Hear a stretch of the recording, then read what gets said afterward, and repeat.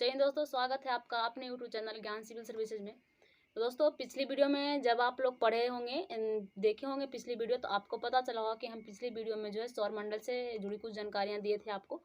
और आज हम लोग दोस्तों सूर्य के आंतरिक संरचना के बारे में पढ़ने वाले हैं। किस चीज़ के बारे में? सूर्य की आंतरिक संरचना के बारे में। तो पिछली वीडियो में जो कुछ भी हम आपको बताएं, थोड़ा सा यहाँ पे रिपीट कर देते हैं। देख लीजिए क्या क्या बताए थे। जैसे हम बात करें सूर्य की दोस्तों, तो हम आपको बताए थे कि सूर्य का जो तापमान होता है वो 6000 डिग्री सेल्सियस होता है। क्या होता है? 6000 डिग्री सेल्सियस होता है। और इस तापमान के अनुसार अगर देखा जाए तो सूर्य आ जाएगा पीला तारा में। क्या आता है? पीला तारा में। ये आपको हम बता चुके थे।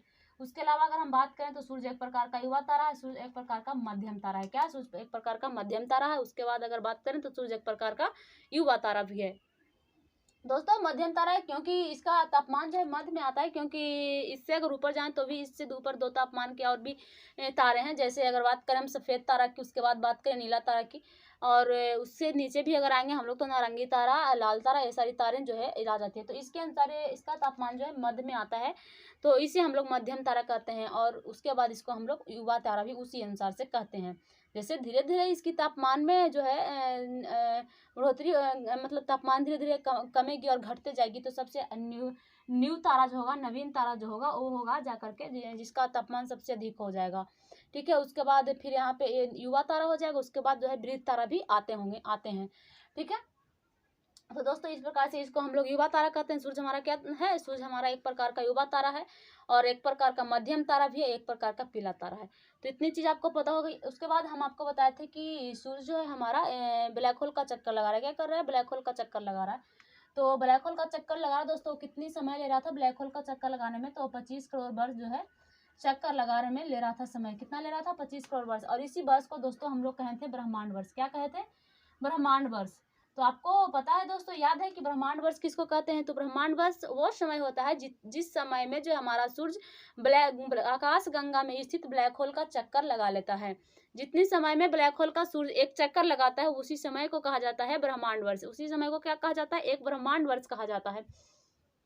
दोस्तों, अगर हम बात करें इसकी स्पीड की, तो किस स्पीड में चक्कर लगा रहा है ब्लैक होल का? तो उसका स्पीड था 250 किलोमीटर पर सेकंड। यानी कि एक सेकंड में 250 किलोमीटर जो है ब्लैक होल का चक्कर लगा लेता है। एक सेकंड में कितना? 250 किलोमीटर ब्लैक होल का चक्कर लगा रहा था सूर्य, और इस गति में जो है वो घूम रहा था। ठीक है। अब हम लोग को दोस्तों पढ़ना है, आज ही जो पढ़ना है सूर्य की आंतरिक संरचना के बारे में पढ़ना है। तो फिलहाल हम यहाँ पे कल जितनी बातें हम बताए थे आपको बता दिए। उसके बाद कल हम आपको बताए थे इकारस तारा के बारे में, और उसके बाद हम बताए थे एक और ट्रैपिस्ट फर्स्ट जो है एक सौरमंडल था, उसके बारे में बताए थे। तो इस चीज़ के बारे में हम आपको कल पढ़ा चुके थे। ठीक है। ये हमसे सबसे दूर स्थित था, और यहाँ पे जीवन की संभावनाएं देखी गई थी। ये दोनों खोज जो है नासा के द्वारा की गई थी। ठीक है।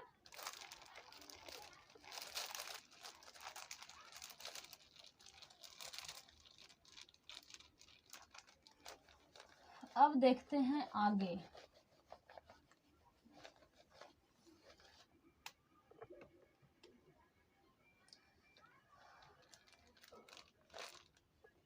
दोस्तों, सूर्य की अगर हम बात कर लें तो सूर्य में कई सारी परतें हैं। क्या है? कई सारी परतें हैं। होता क्या है दोस्तों कि यहाँ पे कि जैसे हमारा सूर्य है, तो जैसे पृथ्वी की परतें आप लोग पढ़े होंगे। जैसे सबसे ऊपर की परतें हम देखें तो भूपर्पटी आता है। उसके बाद उसके अंदर जाते हैं तो सियाल आता है, सीमा आती है, उसके बाद नीफे आता है। तो इस प्रकार से कई सारे परतें हैं पृथ्वी के भी। और वायुमंडल की भी अगर हम बात करें, हम अपने वायुमंडल के को ले लें, तो हमारे वायुमंडल में भी कई सारी परतें हैं। जैसे क्षोभ मंडल हो गया, आयन मंडल हो गया, मध्य मंडल, बहिर्मंडल। तो कुल 5 परतें वायुमंडल की होती है। तो इस प्रकार दोस्तों वायुमंडल में भी कई सारे परतें। उसी प्रकार दोस्तों हमारे सूर्य में जो है, सूर्य के भी हमारे कई सारे परतें हैं। क्या है? कई सारे परतों से मिलकर के बना है। तो उसके अंदर से में कौन कौन सी परतें हैं, उसका क्या क्या नाम है, वहाँ पे क्या होता है, कैसे कैसे व्यवस्थित होते हैं, तो वही चीज़ को हम लोगों को आज मुख्य रूप से पढ़ना है। तो दोस्तों, आप लोग को यहाँ पे सबसे पहले हम बता देते हैं। सबसे पहले पृथ्वी यहाँ पे क्या होता है? एक केंद्र होता है। उसके बाद अगर हम बात करें तो उसके बाद आता है विकिरण क्षेत्र। क्या होता है? विकिरण क्षेत्र होता है। उसके बाद आता है संवहनी क्षेत्र। क्या होता है? संवहनी क्षेत्र होता है। ये दोस्तों, ये सारे नाम जो हम लिख रहे हैं ये है सूर्य के परत के नाम है। क्या है? सूर्य के परत के नाम मैं लिख रही हूँ। उसके बाद दोस्तों अगर हम बात कर लें तो प्रकाश मंडल एक होता है। उसके बाद दोस्तों हम जिससे हम लोग फोटोस्फीयर भी कहते हैं, कहीं कोई पूछ लेता है, आप लोग याद रखिएगा, जिसको हम लोग इंग्लिश नाम है इसका प्रकाश मंडल का, फोटोस्फीयर। उसके बाद अगर हम बात करें तो यहाँ पे हो जाता है वर्णमंडल। क्या होता है? वर्णमंडल। तो इस तरह के, और उसके बाद भी एक और है किरीट, का नाम सुने होंगे आप लोग, किरीट। किरीट जिसको हम लोग कोरोना कहते हैं। और अगर दोस्तों इस वर्णमंडल का बात करें तो इसको हम लोग क्रोमोस्फेयर कहते हैं। क्या कहते हैं? क्रोमोस्फेयर।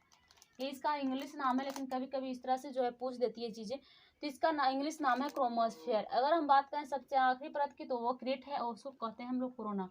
इसके अलावा भी इसमें कुछ चीज़ें और है दोस्तों, जैसे आप लोग सुने होंगे नाम सौर कलंक का। क्या नाम सुने हैं? सौर कलंक। तो इस तरह की चीजें यहाँ पे जो है बातें करेंगे हम लोग। सबसे पहले हम दोस्तों बात करते हैं केंद्र की, ठीक है। तो यहाँ पे देखिए एक फिगर बना के हम आपको दिखा देते हैं कि कैसे कैसे व्यवस्थित होती है। फिर आप लोग ऐसे ही लिख दिए हैं हम, तो आप लोग फिर कंफ्यूज हो जाइएगा कि यहाँ पे कैसे जो है सूर्य के संरचना के बारे में तो मैम बताए ही नहीं। तो देखिए यहाँ पे देख लेते हैं। जैसे यहाँ पे दोस्तों मान लिया कि हमारा सूर्य है, सूर्य का केंद्र है। क्या है? सूर्य का केंद्र है। नजर आ रही है ना आपको चीजें? यहाँ पे दोस्तों क्या है? सूर्य का केंद्र है। इसके बाद दोस्तों अगर हम बात करें तो यहाँ पे एक परत आती है। क्या आती है? एक परत होती है। तो इस परत को दोस्तों यहाँ पे हम यहाँ पे घेर दिए। इस परत को दोस्तों कहते हैं वर्णमंडल, सॉरी, इस परत को कहते हैं दोस्तों विकिरण क्षेत्र। क्या कहते हैं? विकिरण क्षेत्र। विकिरण क्षेत्र उसको कहा जाता है। और यहाँ पे क्या होता है कि इसी विकिरण क्षेत्र से जो है हमारा जैसे रेडियो तरंगे हो गई, और जैसे वहाँ पे जितनी भी तरंगे उत्पन्न करती है हमारे सूर्य, पराबैंगनी किरण और ये सारी चीज़ें जो है वहाँ से जितनी भी किरणें निकलती है, यहाँ से निकलती है। कहाँ से निकलती है? यहाँ से निकलती है। यहीं से दोस्तों हमारा जो है रेडियो तरंगे उत्पन्न होती है। कहाँ से? विकिरण क्षेत्र से। तो आप लोगों को नाम से ही लग रहा है कि वो क्या है? विकिरण क्षेत्र है। उस एरिया का नाम क्या है? विकिरण क्षेत्र। तो वहाँ से जो है किरणें निकलेगी, ठीक है। रेडियोधर्मिक पदार्थ वहाँ से क्या करेंगी? निकलेगी। और इसी पदार्थ को दोस्तों रोकने के लिए हमारा वायुमंडल काम करता है, ठीक है। तो इसी पदार्थ को रोकने के लिए हमारा वायुमंडल काम करता है, जिसके बारे में आप लोग पढ़े होंगे कि यहाँ पे से पराबैंगनी किरणें निकलती है। क्या निकलती है? सूर्य से हमारी क्या निकलती है? पराबैंगनी किरणें सूर्य उत्पन्न करती है। तो वो कहाँ से उत्पन्न होता है दोस्तों? तो वो यहीं से उत्पन्न होता है। कहाँ से उत्पन्न होता है? यहीं से होता है। इसी विकिरण क्षेत्र से जो है सूर्य हमारा पराबैंगनी किरणें उत्पन्न करता है। और भी बहुत सारी किरणें उत्पन्न करता है, सिर्फ पराबैंगनी किरणें ही नहीं, और भी बहुत सारी किरणें उत्पन्न करती है जो मानव के लिए हानिकारक है। तो यहाँ पे से दोस्तों, यहाँ पे से सूर्य की किरणें में जो है रेडियो पदार्थ यहाँ से उत्पन्न होती है, जितनी भी तरंगे होती है, ठीक है। तो अब हम आगे बात करते हैं दोस्तों। अगर हम केंद्र की बात कर लें, थोड़ा सा केंद्र के बारे में भी आप लोग सुन लीजिए, सब सुनाते चलते हैं हम आपको। केंद्र के बारे में अगर हम बात कर लें दोस्तों, तो आप लोगों को पता है कि सूर्य का जो हमारा तापमान है वो 6000 डिग्री सेल्सियस है। कितना है? 6000 डिग्री सेल्सियस है। कितना है दोस्तों? 6000 डिग्री सेल्सियस है। लेकिन दोस्तों 6000 डिग्री सेल्सियस इसके केंद्र का तापमान नहीं है। इसके केंद्र की अगर हम बात करें तो 6000 डिग्री सेल्सियस इसके केंद्र के तापमान नहीं है। अगर हम इसके केंद्र के तापमान की बात करें तो इससे कई गुना अधिक है। क्या है? कई गुना अधिक है सूर्य के केंद्र का तापमान। दोस्तों ये 6000 डिग्री सेल्सियस कहाँ की बात कर रहा है? तो ये 6000 डिग्री सेल्सियस जो है प्रकाश की जो है बाहरी तापमान की बात कर रहा है। उसकी बाहरी तापमान अगर देखा जाए तो 6000 डिग्री सेल्सियस सच में उसका तापमान है। लेकिन अगर हम उसकी केंद्र की तापमान की बात करें दोस्तों, तो वहाँ पे उसकी केंद्र की तापमान जो है बहुत अधिक है, इससे कई गुना अधिक हो जाएगा। और उसके केंद्र के तापमान की बात करें हम दोस्तों, तो उसके केंद्र के तापमान 15 मिलियन की हम बात कर रहे हैं। 15 मिलियन डिग्री सेल्सियस है। कितना है दोस्तों? 15 मिलियन डिग्री सेल्सियस। इस बात को आप याद रखिएगा कि उसके केंद्र के द्रव्यमान उसके केंद्र की तापमान कितना है? सूर्य के केंद्र की तापमान की अगर हम बात करें तो उसका केंद्र का तापमान है 15 मिलियन डिग्री सेल्सियस। कितना है? 15 मिलियन डिग्री सेल्सियस। दोस्तों कोई पूछे सूर्य का तापमान कितना है, तो वो एक्चुअल में आपको बाहरी तापमान की बात कर रहा होता है, ठीक है। तब आपको जब वहां पे जवाब देना है कि 6000 डिग्री सेल्सियस है। सूर्य का तापमान कितना है? 6000 डिग्री सेल्सियस है। लेकिन दोस्तों अगर आपको कोई कह दे दोस्तों कि सूर्य के केंद्र का तापमान कितना है, तो आपको वहां पे बताना है कि सूर्य का जो केंद्र का तापमान है वो 15 मिलियन डिग्री सेल्सियस। कितना है? 15 मिलियन डिग्री सेल्सियस है। तो दोस्तों आप लोग सोच सकते हैं कि 15 मिलियन डिग्री सेल्सियस वहाँ पे जो है चीजें हैं गर्म, इतनी तापमान है, तो सोच लीजिए वहाँ पे चीजें किस तरह से व्यवस्थित होगी, कितना ऊर्जा वहाँ पे उत्पन्न हो रहा होगा। वहाँ पे दोस्तों एक चीज़ और जान लीजिए कि इस जो मतलब सूर्य के केंद्र में जो है हाइड्रोजन हमेशा हीलियम में परिवर्तन हो रही है, यानी कि वहाँ पे नाभिकीय संलयन हमेशा हो रहा है। इतने अधिक तापमान है और उस तापमान में जो है हाइड्रोजन हीलियम में बदल रहा है। और वहाँ पे दोस्तों क्या हो रहा है कि नाभिकीय संलयन की प्रक्रिया हमेशा वहाँ पे चल रही है। तो ये बात हम दोस्तों आपको पहले ही बताए थे कि हाइड्रोजन जो है हीलियम में बदल रहा है उसके केंद्र में, क्योंकि वो सूर्य एक प्रकार का तारा है और तारा में यही तो होता है। तारा में हीलियम क्या कर रही है, हाइड्रोजन हीलियम में बदल रही है, यानी कि नाभिकीय संलयन हो रहा है। और इसी नाभिकीय संलयन से तारा जो है खुद के प्रकाश देता है, खुद के प्रकाश से प्रकाशित होता है और जो है हम लोगों को ऊर्जा और ऊष्मा प्रदान करता है। इसके अलावा तापमान भी प्रदान करता है। ठीक है। और बाकी की अगर हम बात करें दोस्तों, जैसे क्षुद्र ग्रह हो गया, जैसे हमारे ग्रह हो गए, उपग्रह हो गए, और भी कई सारी चीज़ें हैं, उल्कापिंड होते हैं, सारे चीज़ जो है खुद के प्रकाश से प्रकाशित नहीं होते हैं। ये जो है इसको तारा ही प्रकाशित करती है। ठीक है। तो इन सारी चीज़ों को तारा ही प्रकाशित करती है। तो आपको पता चला कि तारा में प्रकाश कहाँ से आता है, तो तारा के केंद्र में जो है दोस्तों वो हाइड्रोजन हीलियम में बदल रहा है और कई वहाँ से बहुत सारे ऊर्जा निकल रही हैं। ठीक है। तो उस ऊर्जा के कारण ही जो है सूर्य अपने प्रकाश से प्रकाशित हो रहा है, ऊर्जा पर किसी और को भी मतलब दूसरे को जो है प्रदान कर रहा है, जैसे ग्रह हो गया, उपग्रह हो गया, ये सारी चीज़ों को भी वो सौर ऊर्जा प्रदान करता है। ठीक है। तो इस प्रकार से आपको पता होगा कि नाभिकीय संलयन की प्रक्रिया कहाँ हो रही है, तो वो केंद्र में इसके हो रही है। उसकी केंद्र की अगर तापमान की बात करें तो वहाँ पे तापमान जो है 15 मिलियन डिग्री सेल्सियस है। कितनी वहाँ पे तापमान है, तो 15 मिलियन डिग्री सेल्सियस वहाँ पे उसका केंद्र का तापमान हो जाता है। दोस्तों तापमान इतनी अधिक है कि वहाँ पे चीज़ें तरल अवस्था में पाई जाती है, तरल और प्लाज्मा अवस्था में पाई जाती है। ठीक है। तो पदार्थ की 3-4 अवस्थाएं आपको पता होगा, ठोस, द्रव, गैस, प्लाज्मा, बॉक्साइट, ये सारी जो है पदार्थ की अवस्थाएं हैं। तो ये सारी चीज़ों के बारे में आपको पता है। और दोस्तों तो इसमें जो चीज़ें तरल अवस्था में पाई जाती है और इसकी तापमान बहुत अधिक है। ठीक है। ये बात आपको पता हो गया। अब हम आपको दोस्तों बात करते हैं विकिरण क्षेत्र के बारे में। तो विकिरण क्षेत्र की अगर हम बात करें दोस्तों, तो विकिरण क्षेत्र में जो है विकिरण क्षेत्र से हमारे तरंगे उत्पन्न होती है। क्या उत्पन्न होती है? तरंगे। जैसे पराबैंगनी किरणें, सारी चीज़ें हम आपको बताएं कि यहाँ से क्या होती है, तरंगे उत्पन्न होती है। क्या होती है? तरंगे उत्पन्न होती है। उसके बाद हम आगे बात करें तो इसके बाद एक और परत आता है संवहनी। क्या आता है? संवहनी क्षेत्र। इसके बाद दोस्तों परत आता है संवहनी क्षेत्र। संवहनी क्षेत्र आता है। उसके बाद की अगर हम परत की बात करें तो प्रकाश मंडल। क्या आता है? प्रकाश मंडल। सबसे इंपॉर्टेंट परत की अगर हम दोस्तों बात करें तो वो है हमारा प्रकाश मंडल। क्या है? हमारा प्रकाश मंडल है। कैसे? तो यहाँ पे आप सुन लीजिए प्रकाश मंडल के बारे में दोस्तों। इस संवहनी क्षेत्र के बाद हमारा आता है प्रकाश मंडल। क्या आता है? प्रकाश मंडल। दोस्तों प्रकाश मंडल की अगर हम बात करें तो सूर्य की सबसे मोटी परत है प्रकाश मंडल। क्या है?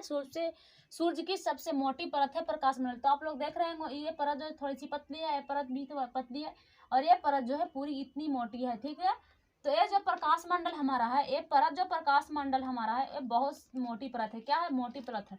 सूर्य की सबसे मोटी परत की अगर कोई बात पूछे कि सूर्य की सबसे मोटी परत कौन सी है, तो वो क्या है? प्रकाश मंडल है। कौन सी परत है? प्रकाश मंडल है। दूसरी बात इसके बारे में, प्रकाश मंडल के बारे में दूसरी बात अगर हम आपको कहें तो प्रकाश मंडल जो है नंगी आंखों से दिखाई देने वाला भाग है। पूछे कोई कि दो सूर्य का कौन सा ऐसा परत है जिसे हम नंगी आंखों से देखते हैं, तो वो है दोस्तों प्रकाश मंडल। कौन सा है? प्रकाश मंडल।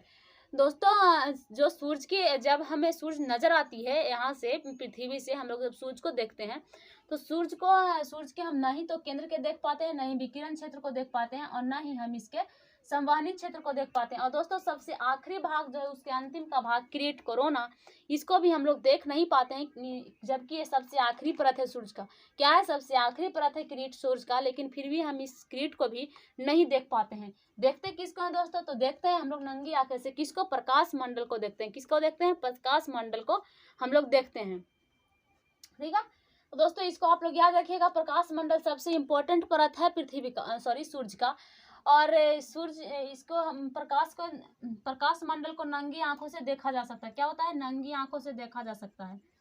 उसके बाद अगर हम इसको बात करें तो सबसे मोटी परत है। क्या है? सबसे मोटी परत है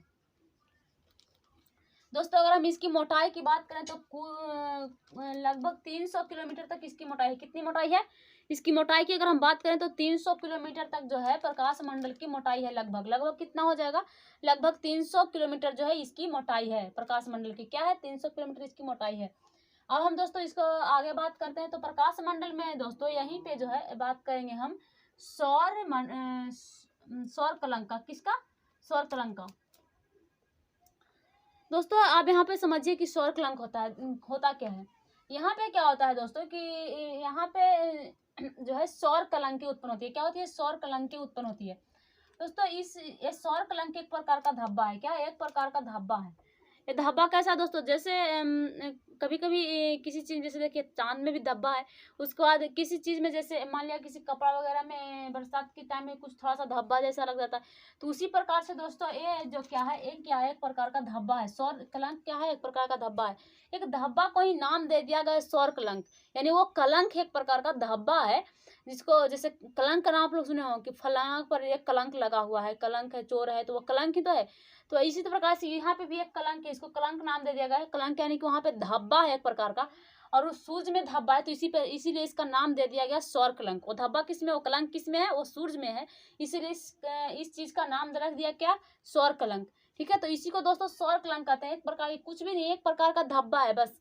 ठीक है, और धब्बा होता कहाँ पे दोस्तों? वो इसी मंडल में होता है। कहाँ पे होता है? इसी प्रकाश मंडल में इस प्रकार से जो है धब्बे कुछ बने होते हैं। ठीक है, तो इस प्रकार से धब्बे कुछ बने होते हैं सौर मंडल में। सौर मंडल के कहाँ पे? सूर्य के कहाँ पे? प्रकाश मंडल में। कहाँ पे? प्रकाश मंडल में। और उसी धब्बा को दोस्तों कहा जाता है सौर कलंक। क्या कहा जाता है? सौर कलंक। तो ये ज्यादा चीज कुछ भी नहीं, इसको याद करने की जरूरत नहीं है। इसको हम सीधा बता देते हैं कि धब्बा यानी कि एक प्रकार का कलंक है। धब्बा क्या है? एक प्रकार का कलंक ही तो है। तो एक प्रकार का कलंक है, और एक कलंक किस में है? तो एक कलंक है जो सूर्य में है, तो इसीलिए इसका नाम रख दिया गया सौर कलंक। क्या नाम रख दिया गया? सौर कलंक इसका नाम रख दिया गया है। अरे दोस्तों धब्बा है कहाँ पे? तो सूर्य के प्रकाश मंडल की जो है क्षेत्र में ये धब्बा देखने को मिलता है। अगर हम इस धब्बा की बात करें दोस्तों, सौर कलंक की अगर हम बात करें, तो सौर कलंक दोस्तों 11 वर्ष में लगभग एक बार देखने को मिलता है। ये धब्बा हमेशा नहीं देखने को मिलता। ये धब्बा जब कब आता है? ये धब्बा यहाँ पे 11 वर्ष में एक बार जो है यहाँ पे हो जाता है। अब वो कैसे होता है दोस्तों? ये धब्बा क्या है, सौर कलंक क्या है कि अपने एज पे घूमते रहता है। क्या करता है? घूमते रहता है। घूमने के दौरान क्या होता है कि ये पूरा 22 वर्ष लगाता है। क्या लगाता है? 22 वर्ष लगाता है। और 22 वर्ष में 2 बार होता है। 11 वर्ष में घटना शुरू करता है, 11 वर्ष के बाद ये बढ़ना शुरू करता है।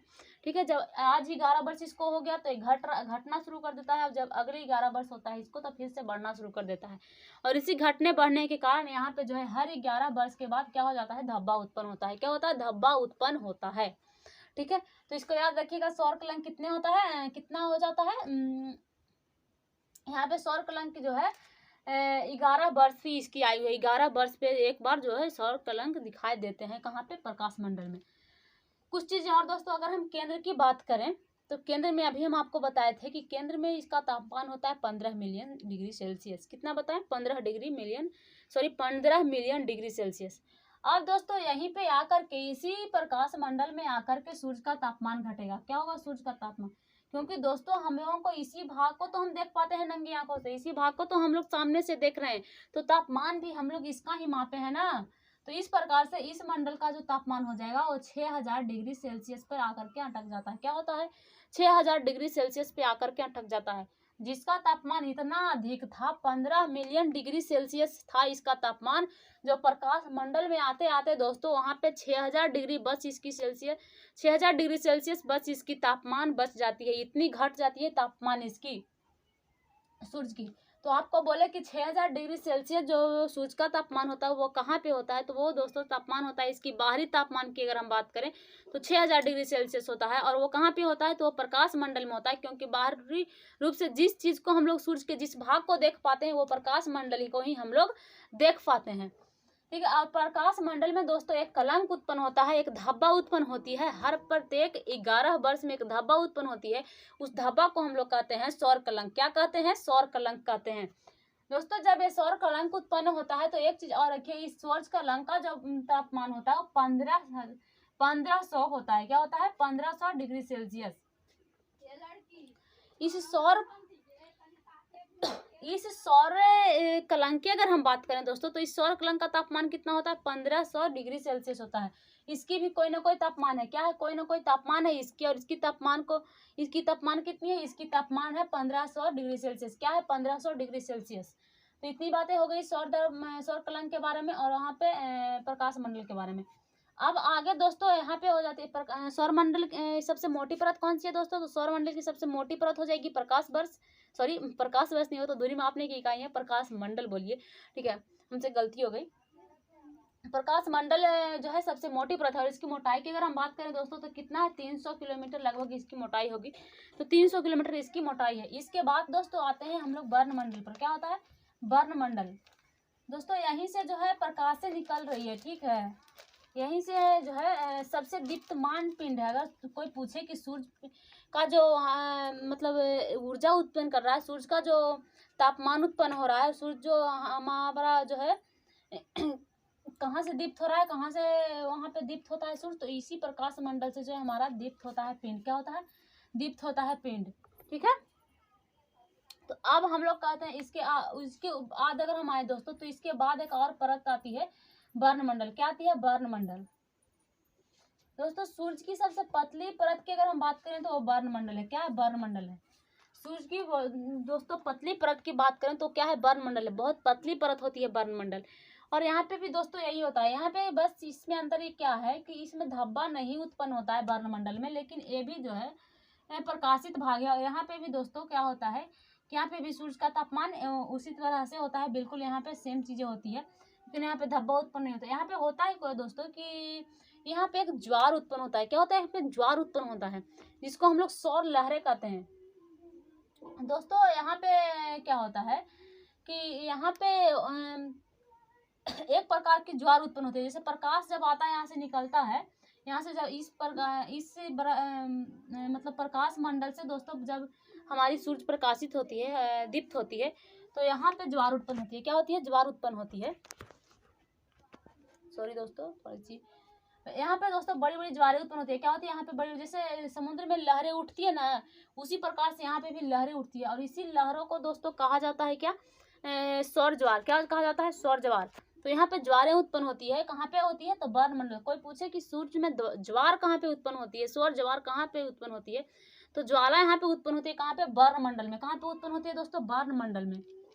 तो इस प्रकार से आपको पता चल गया कि वर्णमंडल में क्या होता है? ज्वाला उत्पन्न होता है। क्या होता है? ज्वाला उत्पन्न होता है वर्णमंडल में।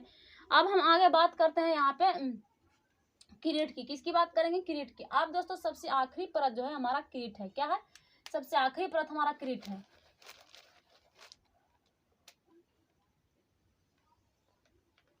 सूर्य की सबसे आखिरी परत की हम बात करें तो यही है किरीट हमारा। क्या है? किरीट। किरीट दोस्तों बहुत खतरनाक चीज है। ये हमको सूर्य की सबसे बाहरी परत है, लेकिन हमको नजर नहीं आता है। नजर नहीं आता है क्योंकि ये जो दोस्तों ये नजर कब आता है? बाहरी है, सबसे बाहरी परत। हमको जब प्रकाश मंडल दिख रहा है दोस्तों तो किरीट को तो हम लोगों को देखना चाहिए, क्योंकि सूर्य को जब हम देखते हैं तो उसकी बाह्य संरचना हमें नजर आती है। तो उस प्रकार से हमारे किरीट को क्या करना चाहिए? हमें किरीट ही दिखना चाहिए था। प्रकाश मंडल दिखे या ना दिखे, हम लोगों को किरीट जरूर दिखना चाहिए था। लेकिन दोस्तों यहाँ पे क्या होता है कि किरीट दिखता नहीं है। ये किरीट दिखता कब है दोस्तों? ये किरीट दिखता है जब सूर्य ग्रहण लगता है तब। जब सूर्य में ग्रहण लगता है, सूर्य ग्रहण का आप लोग नाम सुने होंगे। सूर्य ग्रहण जब लगता है तो ये किरीट दिखती है। कब दिखती है? सूर्य ग्रहण जब लगता है तब। अब होता क्या है कि दोस्तों अब यहाँ पे सूर्य ग्रहण के बारे में थोड़ा सा समझ लीजिए कि सूर्य ग्रहण कब लगता है। ग्रहण की बात करें दोस्तों तो ग्रहण कब लगेगा?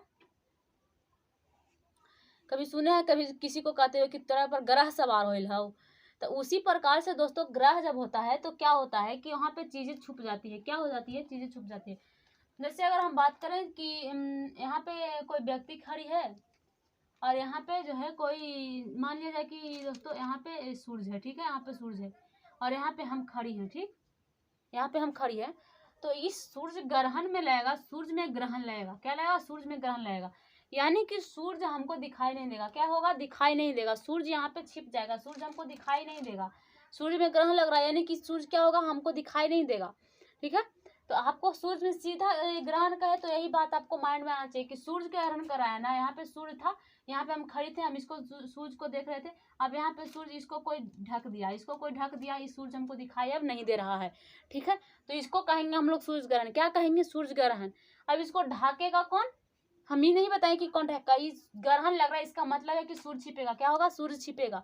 हम करें कि सूरज ग्रहण लग रहा है, तो हमको सूरज अब दिखाई नहीं देगा। जब जो सूरज हमें दिखाई दे रहा था वो सूरज हमें दिखाई नहीं देगा, ये क्या हो जाएगा, छुप जाएगा। सूरज क्या हो जाएगा, छुप जाएगा, यानी कि सूरज ग्रहण लग जाएगा।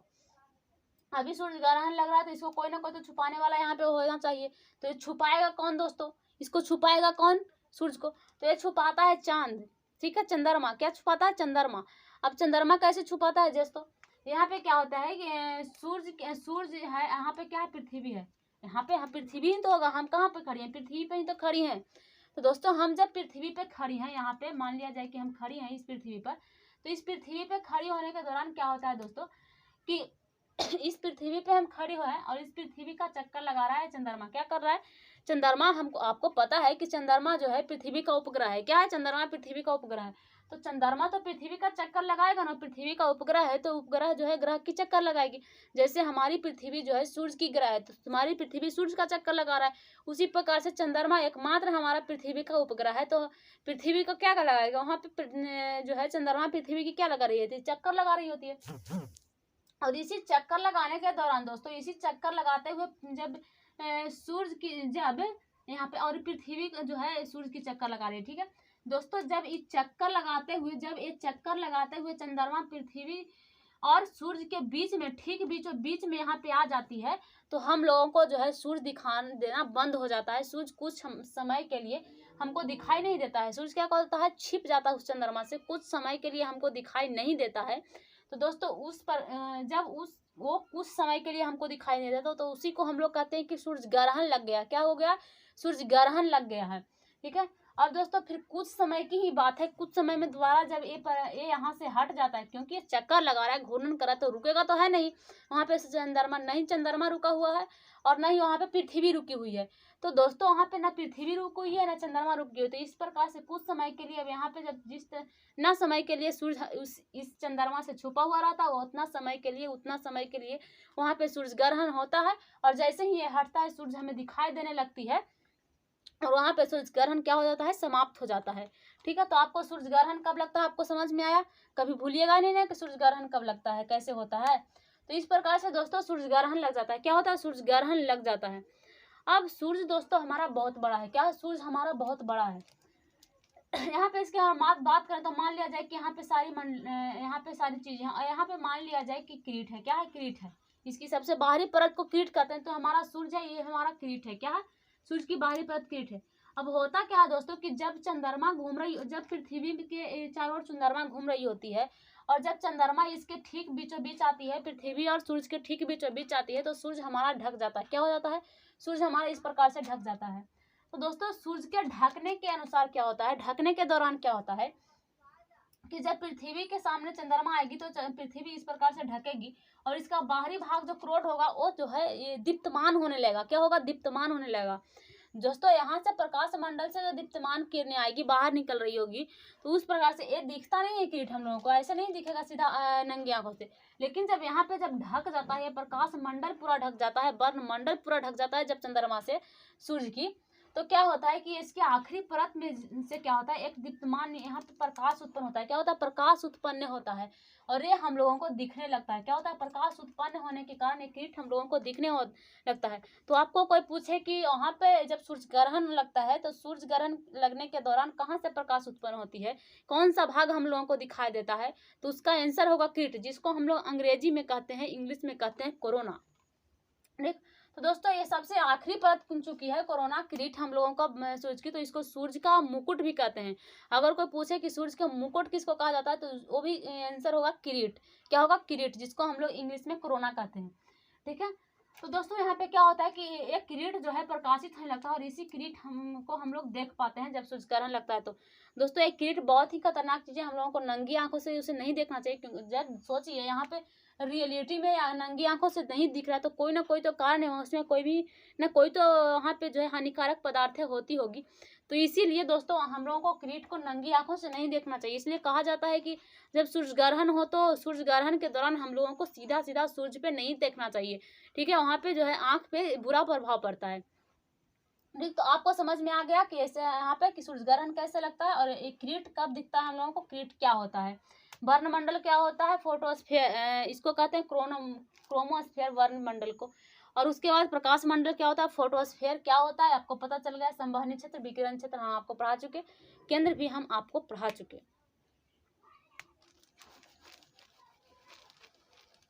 तो दोस्तों ये बोर्ड को बहुत प्यार से बनाए थे, लेकिन ये बोर्ड तो धोखा देना शुरू कर दिया है। इस बोर्ड में जितनी भी चीजें यूज हुई है सब फालतू का चीज है, ठीक है ना। जितनी भी चीज इस बोर्ड में यूज किए ना हम बनाने में, सब फालतू चीज था, फेंका हुआ था, बेकार की चीजें, और इसको यूज में ला दिए तो इसका जो है पैर माथा पर चढ़ गया है, ठीक ना। ये धोखा देना शुरू कर दिया है, देख रहे हैं, धोखा देना ही शुरू कर दिया है। नया खरीदना पड़ेगा, इसलिए किसी को ना ज़्यादा प्यार से नहीं रखना चाहिए, ठीक ना। तो ज़रा ज़रा था उसको प्यार के साथ साथ उसको समझ रहे ना, देते रहिए ताकि वो सही रहे, ठीक ना। तो इतनी बात आपको हम पढ़ा चुके। अब दोस्तों हम बात करते हैं सूरज की कुछ और बातें। दोस्तों सूरज की अगर हम बात करें तो सूरज के तापमान के बारे में हम आपको बता चुके। उसके बाद दोस्तों सूरज के आयतन की अगर हम बात करें तो आयतन दोस्तों इसकी अगर हम पृथ्वी से थोड़ा सा तुलना इसका कर लेते हैं, सूरज की आयतन की बात करें दोस्तों तो पृथ्वी से 13 लाख गुना अधिक, क्या है 13 लाख गुना अधिक है इसकी आयतन, पृथ्वी की सूरज की आयतन जो है पृथ्वी से 13 लाख गुना अधिक है। दोस्तों सूरज में हमारी 13 लाख पृथ्वी समा सकती है, यानी पृथ्वी जैसी ग्रह दिया जाए, पृथ्वी जितना आयतन का अगर ग्रह रहे तो 13 लाख ग्रह जो है हमारे सूरज में समा सकती है। इतनी आयतन है सूरज का, इतना बड़ा है हमारा सूरज पृथ्वी से, ठीक है। और कुछ बातें थी, जैसे अगर हम इसकी तापमान की बात करें तो केंद्र की तापमान हम आपको बता चुके और इसके वाह्य की भी तापमान हम आपको बता चुके, ठीक है। बस थोड़ी सी बातें और हम आपको बता देते हैं, जैसे दोस्तों अगर हम बात कर रहे हैं पृथ्वी कर रहे थे सूरज से पृथ्वी की तुलना कर रहे थे, ठीक है। तो दोस्तों थोड़ा सा हम देख लेते हैं यहाँ पे गुरुत्वाकर्षण बल, जैसे हम बताए थे दोस्तों आपको यहाँ पे कि हमारा सूरज बीच में है, इसके चारों तरफ हमारे 8 ग्रह चक्कर लगा रहे हैं। क्या लगा रहे हैं? 8 ग्रह चक्कर लगा रहे हैं। जो चक्कर लगा रहे हैं दोस्तों वो हम आपको बताए थे कि सारे ग्रह में क्या है, गुरुत्वाकर्षण बल है। क्या है गुरुत्वाकर्षण बल? तभी तो हमारे सूरज में जो उतना अधिक गुरुत्वाकर्षण बल है और इसमें भी तो कुछ ना कुछ गुरुत्वाकर्षण बल होगा, तभी तो इसमें अटका हुआ है, बांधे हुआ है, गिर नहीं रहा है। और गुरुत्वाकर्षण बल कहाँ से है दोस्तों? तो ग्रह का निर्माण भी उसी पिंड से हुआ था जिस पिंड से जो है तारा का निर्माण हुआ। तो तारा में अगर गुरुत्वाकर्षण बल है तो ग्रह में भी गुरुत्वाकर्षण बल होंगे, वास्तविकता है, आपको पता होना चाहिए। तो दोस्तों एक गुरुत्वाकर्षण बल जो है हम पृथ्वी से तुलना करें तो हमारी पृथ्वी से दोस्तों 28 गुना अधिक गुरुत्वाकर्षण बल है। किसमें? सूरज में। हमारे पृथ्वी पर जितना गुरुत्वाकर्षण बल है उससे 28 गुना अधिक हमारा सूरज का गुरुत्वाकर्षण बल है, ठीक है। और हम दोस्तों आयतन के बारे में आपको बता चुके कि जो है कितना है दोस्तों, हमारा 13 लाख गुना अधिक है आयतन पृथ्वी से सूरज का अधिक। क्यों दोस्तों? क्योंकि इस प्रकार से हमारे पृथ्वी के समान जो है 13 लाख जो ग्रह है हमारे सूरज में जो है समा सकते हैं, इतनी आयतन है उसकी। गुरुत्वाकर्षण बल की बात करें तो कितना है? 28 गुना अधिक है गुरुत्वाकर्षण बल सूरज की, ठीक है। तो इस तरह से दोस्तों यहाँ पे हो गया। अब हम थोड़ी सी कुछ प्रयोग के बारे में बात कर लेते हैं। जैसे अब तो हम आपको बता चुके हैं कि जैसे पृथ्वी वहाँ पे तापमान केंद्र का उसका कितना तापमान होता है, बाह्य तापमान कितना होता है, ठीक है। एक मिशन की शुरुआत हुई है दोस्तों, जैसे टच दी मिशन जिसको कहते हैं, टच दी मिशन। ये शुरुआत की गई है 2018 में, नासा के द्वारा की गई है शुरुआत। किसके द्वारा की गई शुरुआत दोस्तों? नासा के द्वारा। इस मिशन के दौरान होता क्या? तो इस मिशन में जानते हैं क्या, इस मिशन को शुरुआत इसलिए किया गया है क्योंकि सूरज को और भी नज़दीक से जाकर के देखा जाए। क्या किया जाए? सूरज को और भी नज़दीक से जाकर के देखा जा सके, इसके लिए नासा ने एक मिशन की शुरुआत की है, टच दी मिशन की। दोस्तों जब सूरज को और भी नज़दीक से जाकर के देखा जाएगा तो क्या होगा कि वहाँ पे कोरोना क्या होता है, क्रीट क्या, उसकी और भी जानकारियाँ प्राप्त हो सकेगी। केंद्र में और क्या क्या है वहाँ पे और भी जानकारियाँ प्राप्त हो सकेगी। सूरज की अगर हम और भी बात कर लें, जैसे उसमें सूरज में के केंद्र में तो दोस्तों सूरज में 71% जो है हाइड्रोजन पाया जाता है आपको पता है कि सूरज हमारा मुख्य रूप से हाइड्रोजन और हीलियम से मिलकर के ही बना है। इसमें ज़्यादातर चीज़ें जो हाइड्रोजन और हीलियम की ही होगी, हाइड्रोजन और हीलियम की भी अधिकता होगी। क्यों दोस्तों? क्योंकि इसमें मुख्य रूप से जो नाभिकीय संलयन हो रहा है और हीलियम हाइड्रोजन में ही बदल रहा है।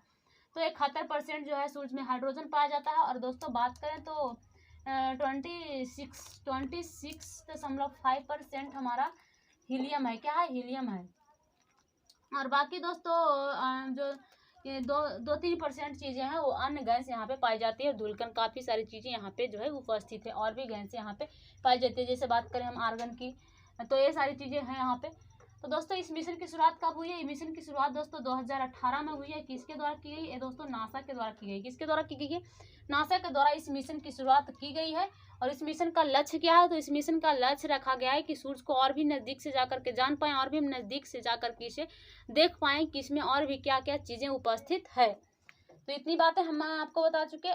दोस्तों 2015 में एक और शुरुआत की गई थी इसरो के द्वारा। तो उसमें भी उसका भी वही मिशन था कि जैसे जा करके जो है वहाँ पे क्या किया जाए, सूरज को और भी नज़दीक से देखा जाए। वो था फास्ट है टेलीस्कोप की खोज की गई थी। क्या की गई थी? सूरज के फास्ट टेलीस्कोप की खोज की गई थी। फास्ट यानी कि जैसे, तो वहाँ पे उसी चीज़ को वहाँ पे जा करके देखा गया था। ठीक है। और 2018 में दोबारा से इसको टच द मिशन शुरू कर दिया नासा। तो इसको भी यही लक्ष्य है। ठीक। तो ये सारे मिशन आप लोग थोड़ा देख लीजिएगा और भी डिटेल से आपको जानकारियाँ मिले तो। ठीक है। तो हम आपको थोड़ा सा ओवरव्यू दे दिए। और सूरज के बारे में हमको पढ़ाना था, तो सूरज के बारे में आपको पढ़ा चुके। आंतरिक संरचनाएं बस इतना ही थी। और बाकी हम यहाँ पे इसके बात करेंगे जा करके क्या बाह्य संरचना की। तो उसमें हमें 8 ग्रह के बारे में पढ़ना है। और बाकी जो उपग्रह है, जैसे मुख्य रूप से हमें चंद्रमा के बारे में, क्योंकि पृथ्वी का उपग्रह हमारा जिस पृथ्वी पर रहते हैं उसके उपग्रह जो चंद्रमा है, तो उस चंद्रमा के बारे में हमको पढ़ना है। और बाकी हमको 8 ग्रह के बारे में पढ़ना है। तो मैं आपको अगले वीडियो में पढ़ाऊंगी 8 ग्रह के बारे में। बाकी मैं आपको जितनी चीज़ें सूरज की आंतरिक संरचना के बारे में आपको पढ़ा चुके। ठीक है। और इस मिशन के बारे में दोस्तों जरूर से आप थोड़ी सी देख लीजिएगा। एक इसरो के द्वारा शुरू हुई 2015 में भी की गई थी। ठीक है। तो वो सारी चीज़ों को आप लोग देख लीजिएगा। और इसी मिशन 2-3 मिशन शुरू की गई है सूरज को और भी नज़दीक से जानने के लिए। सबका लक्ष्य एक ही है कि सूरज को और भी नज़दीक जा कर के देखा जाए। तो उस प्रकार से वहाँ पे टेलीस्कोप की खोजें की जा रही है कि कैसे वहाँ पे टेलीस्कोप की खोज, कौन सी टेलीस्कोप से उसको और भी नज़दीक से देख सके, ताकि हम उसकी और भी डिटेल अध्ययन कर सके। ठीक है। तो आगे दोस्तों हम लोग सूरज की बाह्य संरचना के बारे में पढ़ने वाले हैं। तो आज के लिए बस वीडियो को इतना ही स्पॉट ऑफ रखते हैं। और दोस्तों अगर आप लोग इस वीडियो को देख रहे हैं, तो वीडियो अगर आपको अच्छा लगता है दोस्तों, तो वीडियो को लाइक कीजिए, शेयर कीजिए और सब्सक्राइब कर दीजिए, ताकि आपको दोस्तों जब भी मैं वीडियो अपलोड करूं तो आपके मोबाइल पे वहाँ पे जाए कि हाँ वीडियो यहाँ पे आया है। ठीक है। तो बस आज के लिए इतना ही। ठीक है। जय हिंद दोस्तों।